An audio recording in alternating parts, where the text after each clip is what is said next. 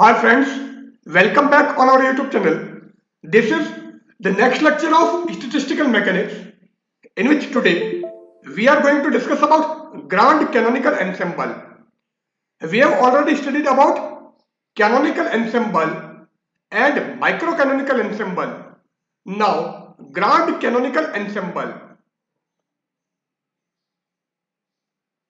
So in the current lecture we will discuss about grand canonical ensemble, grand partition function,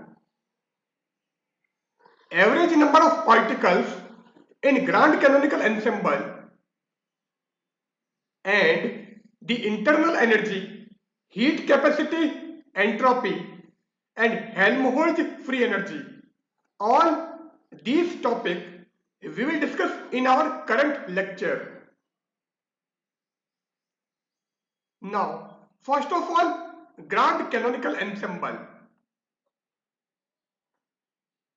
So, what is grand canonical ensemble? Microcanonical ensemble is a collection of independent assemblies in which energy, volume and number of particles remains constant. अब माइक्रोकैनोनिकल ensemble हमने discuss किया था, वहां पर मैंने बताया था कि माइक्रोकैनोनिकल एंसेंबल एक्चुअल में एक ऐसे इंडिपेंडेंट असेंबलीज का कलेक्शन है जिसमें energy, volume and number of particles हमारे कांस्टेंट होते हैं. And canonical ensemble is a collection of independent assemblies in which temperature, volume and number of particles remain constant.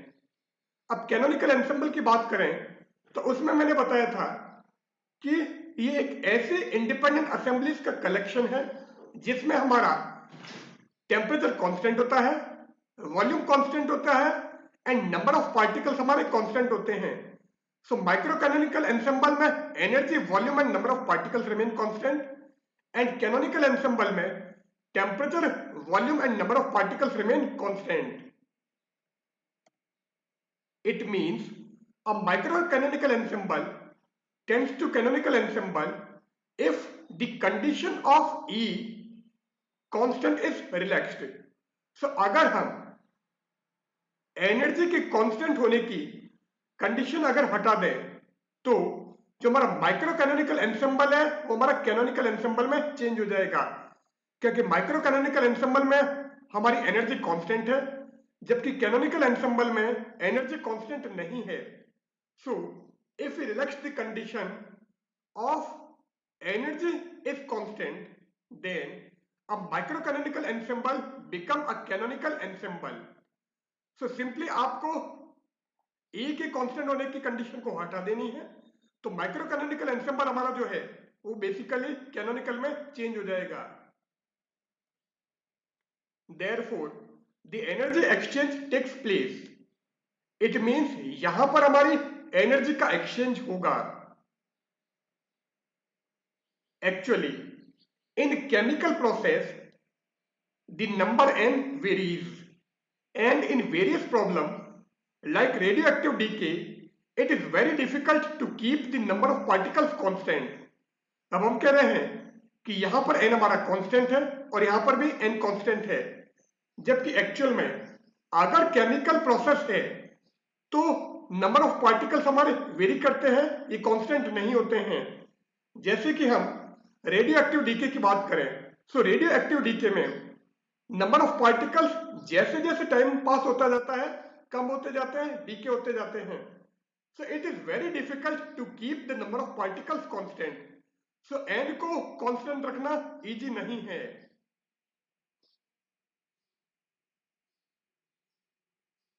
Such an ensemble in which exchange of energy as well as the number of particles takes place with the heat reservoir is known as grand canonical ensemble.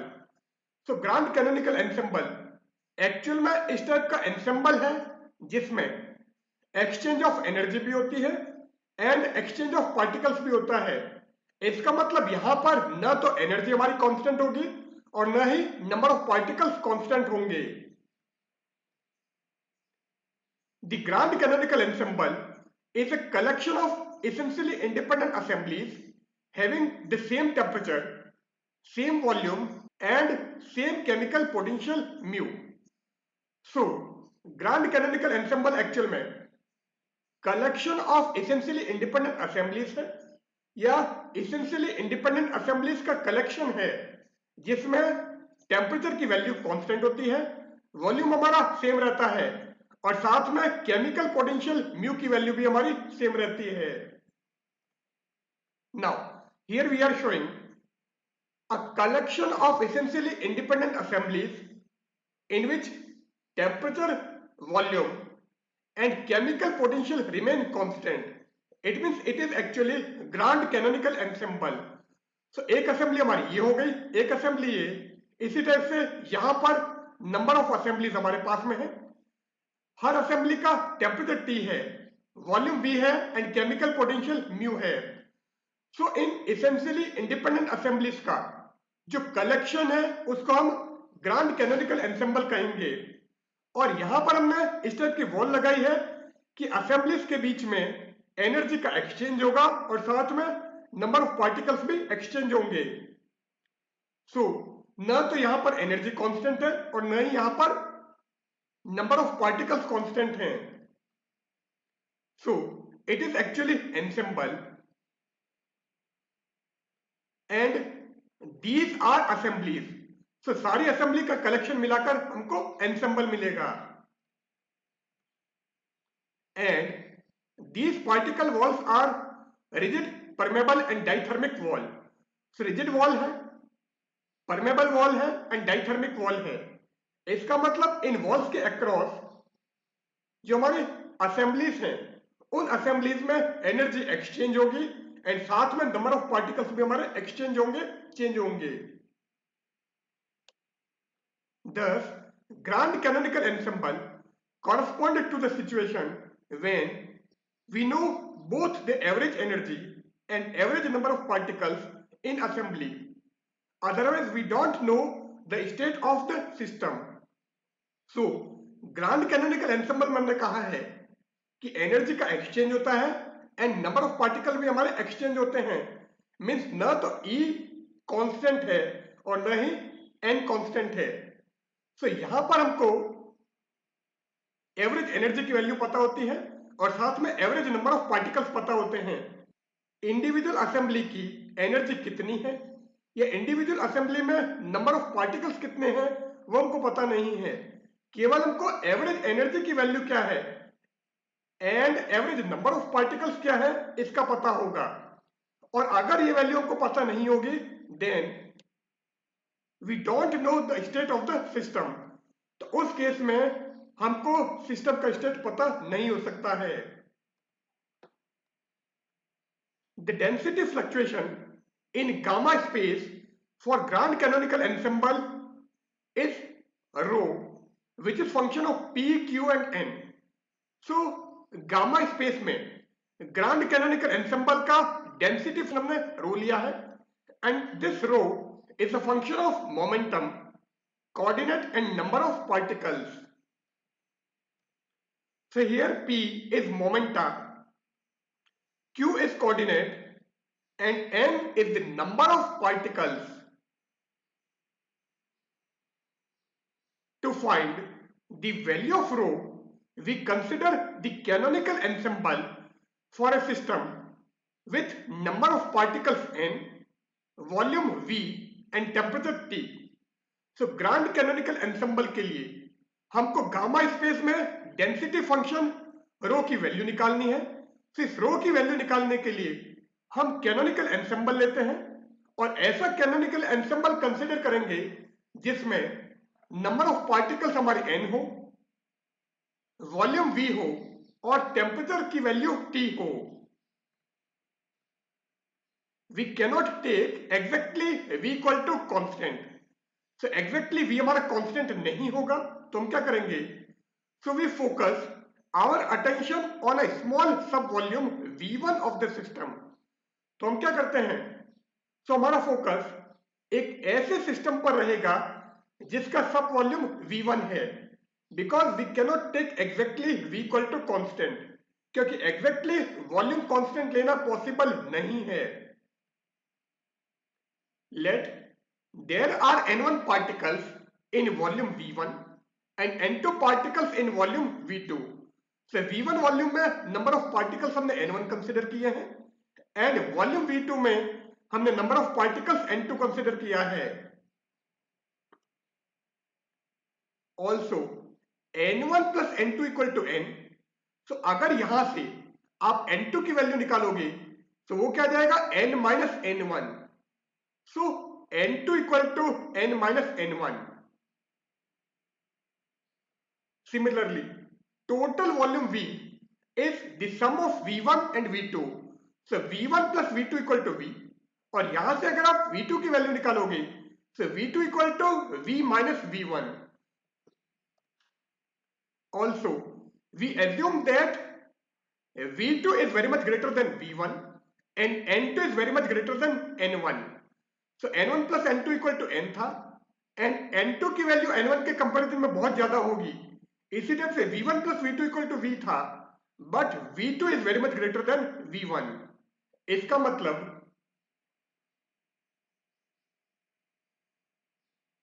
N2 is nearly equal to N and V2 is nearly equal to V. If H1 and H2 be the Hamiltonian of the system, then तो हमने जो दो सब system लिए हैं, first का Hamiltonian H1, second का Hamiltonian हम H2 कंसिडर करते हैं. So the total Hamiltonian of the composite system, this composite system is made up of two systems. First system having n1 particle and second system having n2 particles. So the total Hamiltonian of this composite system, that is H equal to H1 plus H2. So composite system का Hamiltonian आ जाएगा H equal to H1 plus H2 and H is a function of P, Q and N.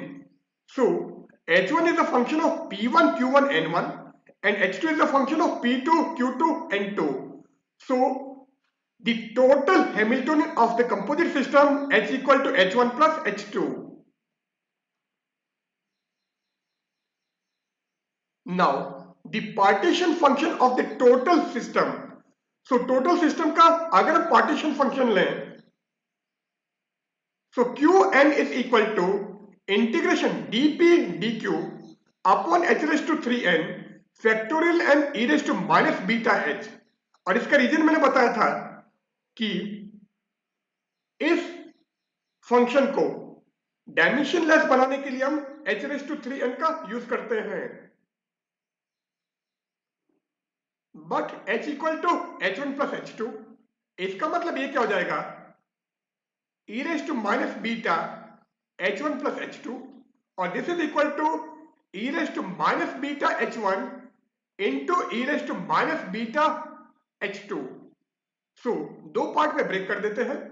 First के लिए हम dp1 dq1 and n1 लेंगे और second के लिए dp2 dq2 and n2 आ जाएगा.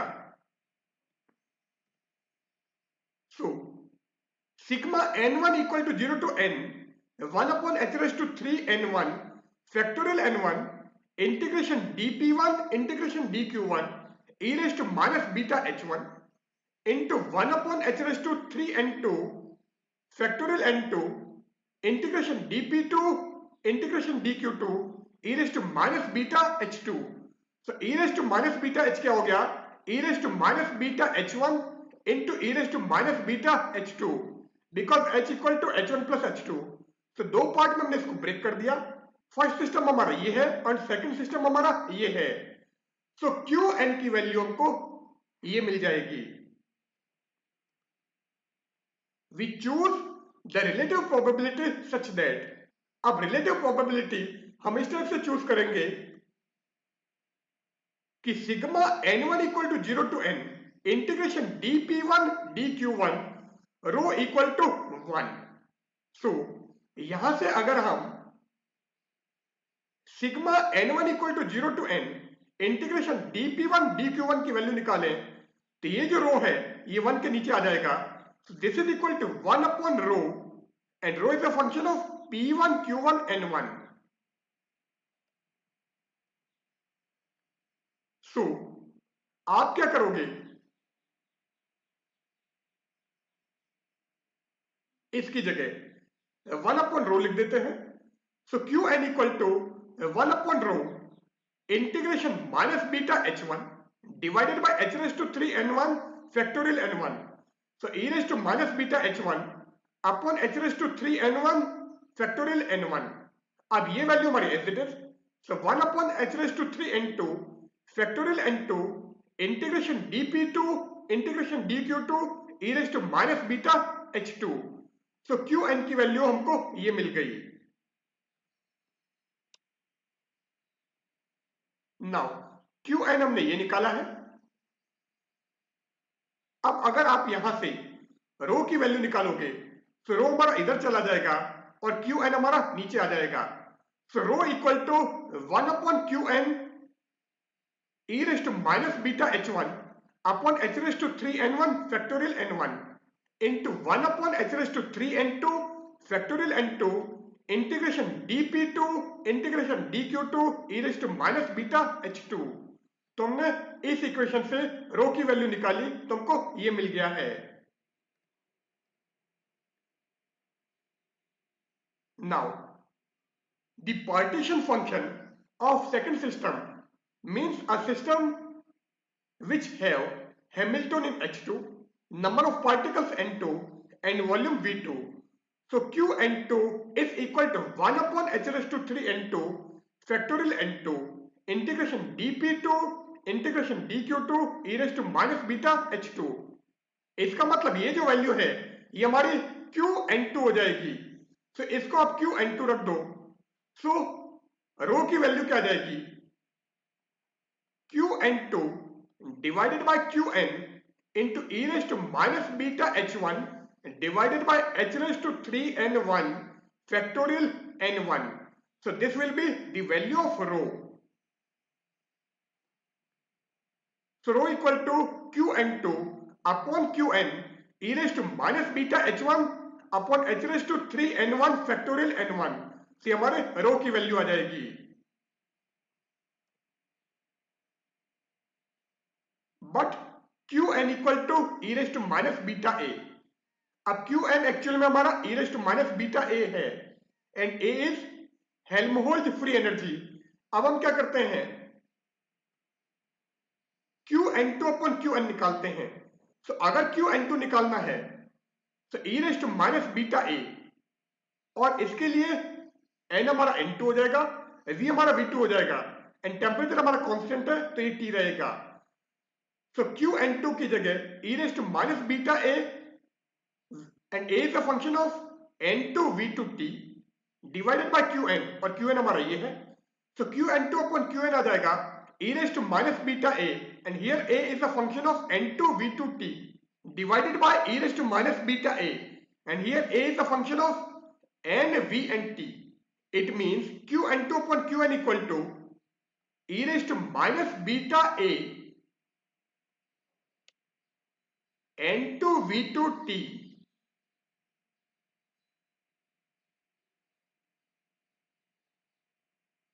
Minus beta A N V T, तुमको ये मिल जाएगा। So this will be exponential minus beta A N minus N one V minus V one T minus A N V T, क्योंकि n2 actual में n minus N one है, v2 actual में v minus V one है और इसको भी आप numerator में लेकर चले गए तो e raise to beta A हो जाएगा और माइनस बीटा आपने कॉमन ले रखा है इसलिए यहां पर माइनस ए ही आएगा। So Q N two upon Q N की value exponential minus beta A and here A is a function of n minus N one v minus V one and t minus a and here a is a function of nvt and here a is a function of number of particles, volume and temperature and this A is actually Helmholtz free energy. Now Qn2 upon Qn हमने अभी ये निकाला है. Now अगर हम A which is the function of n minus n1 v minus v1 t इसका Taylor series expansion करेंगे तो ये क्या आ जाएगा A and here A is the function of nvt minus n1 del A by del n2 at n2 equal to n, and here A is the function of n2vt minus v1 del A by del v2 at v2 equal to v, and here A is the function of n v2t plus and so on. और higher order term को हम neglect कर देते हैं. सो अगर आप इस A को लेफ्ट में लेकर आओगे सो A which is the function of n minus n1 v minus v1 t minus A which is the function of n vt is equal to minus n1 del A by del n2 at n2 equal to n minus v1 del A by del v2 at v2 equal to v. सो इसकी value आपको ये मिल जाएगी. सो ये जो actual में है ये क्या है केमिकल पोटेंशियल जिसको म्यू से इंडिकेट करते हैं. So chemical potential mu equal to del A by del n2 at n2 equal to n. और अगर इसकी बात करें तो ये क्या है pressure. So P equal to minus del A by del v2 at v2 equal to v. तो आप क्या करोगे इसकी जगह तो आ जाएगा आपका म्यू और यहां पर आ जाएगा minus p. So A which is a function of n minus n1 v minus v1 t minus A which is a function of n v t. यहां पर माइनस n1 था म्यू आपने रख दिया है सो माइनस n1 म्यू और यहां पर माइनस v1 था और इसकी जगह आपने माइनस p रखा है तो ये क्या हो जाएगा plus p v1. So this is equal to minus n1 mu plus v1 p. तो इसकी वैल्यू हमको ये मिल जाएगी. अब हम क्या करते हैं इस वैल्यू की जगह minus n1 mu plus v1 p रख देते हैं. तो जैसे यहां पर रखोगे qn2 अपॉन qn की वैल्यू मिलेगी. सो एक्सपोनेंशियल माइनस बीटा और ये हमारा हो गया minus n1 mu plus v1 p और इसको आप दो पार्ट में ब्रेक कर दो तो ये हो जाएगा exponential n1 beta mu into exponential minus beta v1 p. So qn2 upon qn की वैल्यू हमको exponential n1 beta mu into exponential minus beta v1 p मिल गई है. नाउ ये वैल्यू अभी हमने निकाली है and let fugacity z equal to e raise to beta mu. So e raise to beta mu को हम फ्यूगेसिटी कहेंगे और इसको z से इंडिकेट करेंगे. तो ये क्या हो जाएगा एक्सपोनेंशियल n बीटा म्यू था इसको हम exponential beta mu whole power n लिख सकते हैं. It means this will be z raise to n. सो qn2 upon qn equal to z raise to n1 into e raise to minus beta v1 p. क्योंकि यहां पर n1 है इसलिए ये हो जाएगा z रेज टू n1.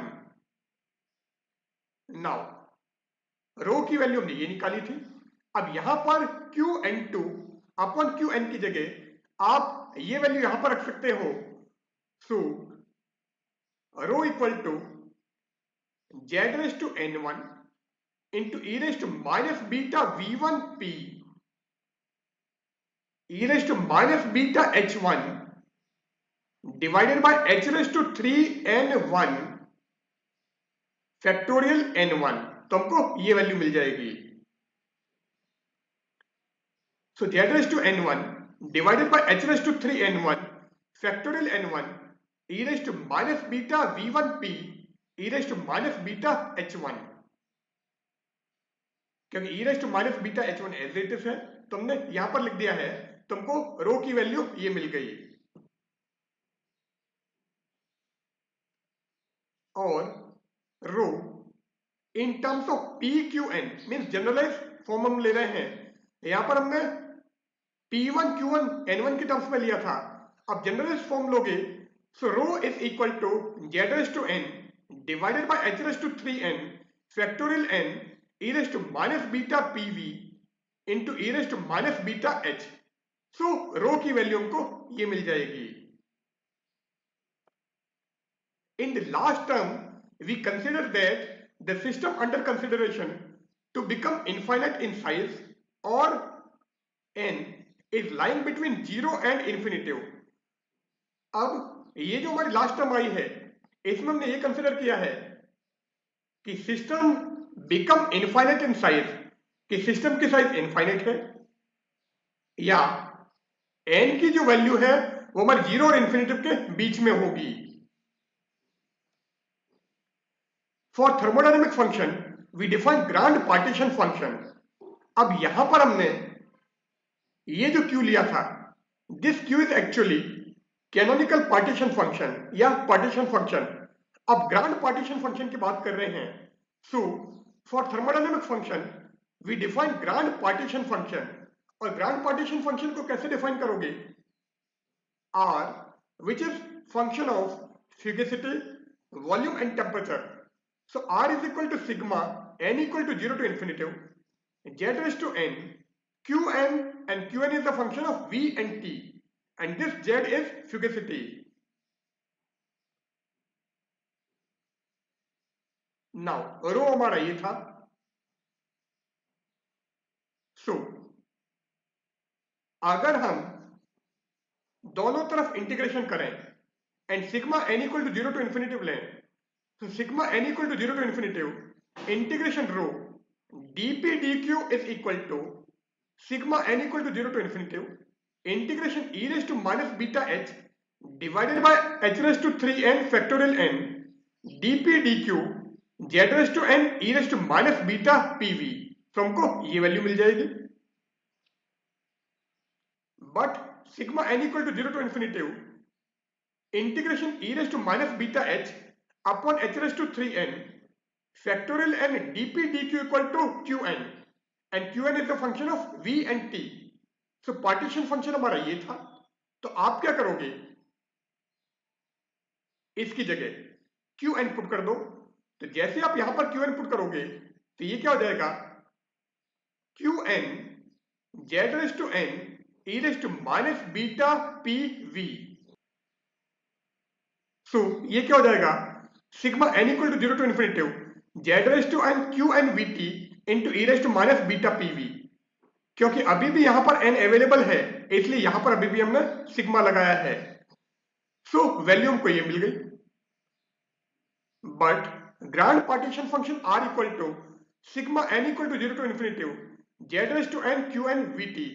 तो आप इसकी जगह ग्रांड पार्टीशन फंक्शन r लिखोगे। सो sigma n equal to 0 to infinitive integration rho dp dq equal to r e raised to minus beta pv। now ये वैल्यू हमको मिल गई है। बट सिग्मा n1 equal to 0 to n integration dp1 dq1 rho equal to 1 तुमने ये consider किया था। अब आप क्या करोगे, ये पूरी वैल्यू हमारी 1 हो जाएगी, क्योंकि ये वैल्यू हमारी 1 है, तो ये 1 हो गया। So 1 equal to R exponential minus beta PV. अब दोनों साइड में हम लॉग ले लेते हैं, तो ये क्या हो जाएगा, log 1 is equal to log r plus log of exponential minus beta PV, और log और एक्सपोनेंशियल कैंसिल हो जाएंगे, so this will be minus beta PV. But beta equal to 1 upon K T, सो ये क्या हो जाएगा, minus PV upon K T. और ये हमने यहां पर लिखा है कि log 1 equal to log r minus PV upon K T, but log 1 equal to 0। तो आप इसको 0 कर दो, so PV upon K T equal to log r। So log r की value PV upon K T आ गई है। और यहां से अगर आप प्रेशर निकालोगे तो V अपॉन के टी हमारा यहां पर नीचे आ जाएगा। So P equal to KT log R upon V, क्योंकि V upon KT हमारा नीचे आया, सो log R divided by V by KT, so KT हमारे न्यूमरेटर में चला जाएगा, so P equal to KT log R divided by V, and here K is Boltzmann's constant.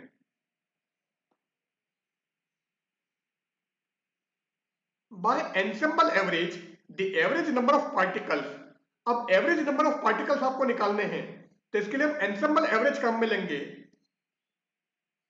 So N bar that is average number of particles, और ensemble average of N equal to sigma N equal to 0 to infinity N Z raise to N Q N divided by sigma N equal to 0 to infinity Z raise to N Q N,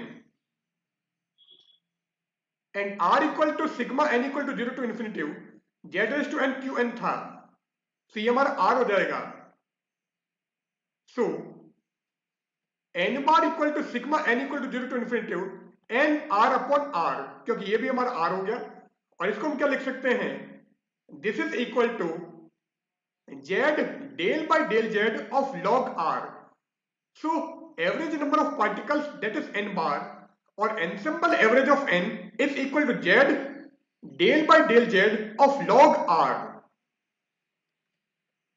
now internal energy, अब आपको internal energy निकालनी है, तो क्या करोगे, U equal to minus del by del beta of log R, so log R का हमको beta के रेस्पेक्ट में डिफरेंशियल करना है, but PV upon KT equal to log R, और 1 अपॉन केटी का मतलब beta, so beta PV equal to log R, सो इस लॉग आर की जगह आप बीटा पीवी लिख सकते हो, सो ये क्या हो जाएगा, minus del by del beta of beta PV, अब बीटा का बीटा के रेस्पेक्ट में differential 1, so this will be equal to minus PV, so U equal to minus del by del beta of beta PV, अब beta का differential 1 हो गया, so U equal to minus PV, so internal energy equal to minus PV.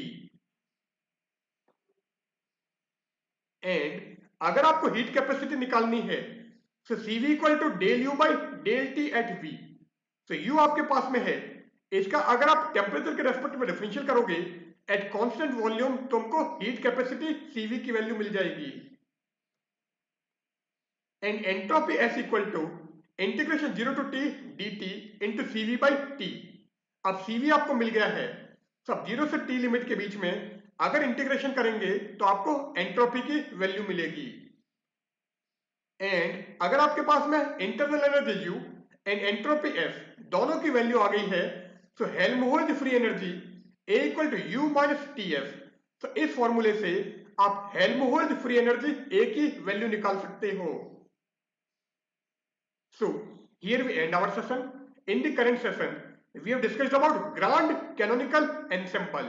So goodbye.